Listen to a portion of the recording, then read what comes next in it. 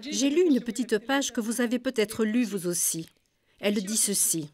Jésus abandonné, étreint, serré contre soi, consumé en un avec nous, nous consumés en un avec lui, devenu douleur avec lui, douleur, voilà comment on devient Dieu, l'amour.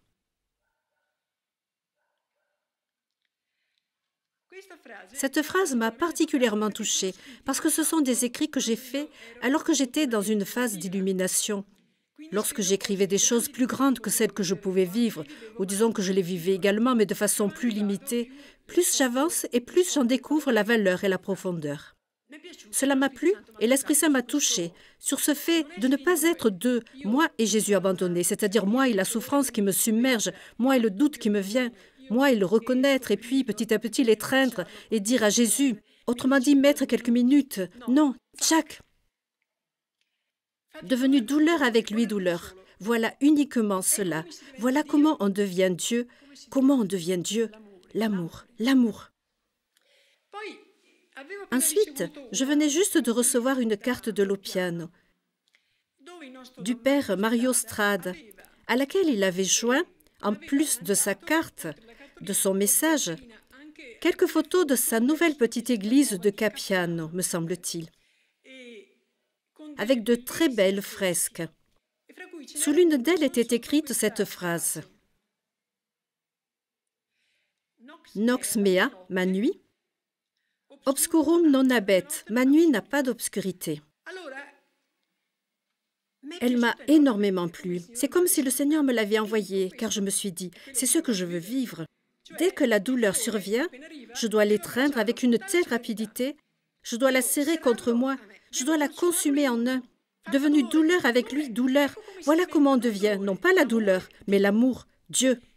J'ai vu Jen, qu'en la vivant toute la journée,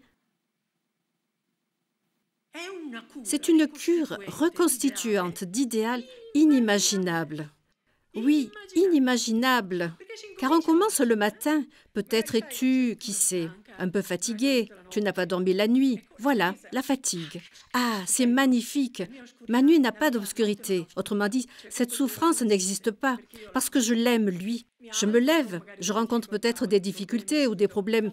Tout de suite, quelqu'un me dit, Chiara, il faut que je te dise quelque chose en moi. C'est magnifique, Jésus, nous y sommes. Je t'étreins, je te serre contre moi, devenu avec toi douleur, je me fais tout de suite un. Ma nuit n'a pas d'obscurité. Et on continue ainsi toute la journée. Je crois que oui. Je crois qu'en vivant simplement cela, on avance davantage spirituellement en une semaine qu'en plusieurs mois en vivant d'une autre manière.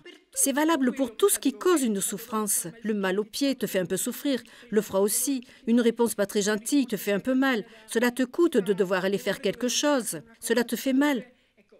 Voilà, il est tout de suite là. Au point de pouvoir toujours proclamer le soir, lorsqu'on se couche, « Jésus, ma nuit n'a pas eu d'obscurité. » On peut le dire. Maintenant que Dieu le confirme, on ressent que ce n'est pas nous qui vivons, mais c'est l'amour qui vit en nous. C'est Dieu qui vit en nous.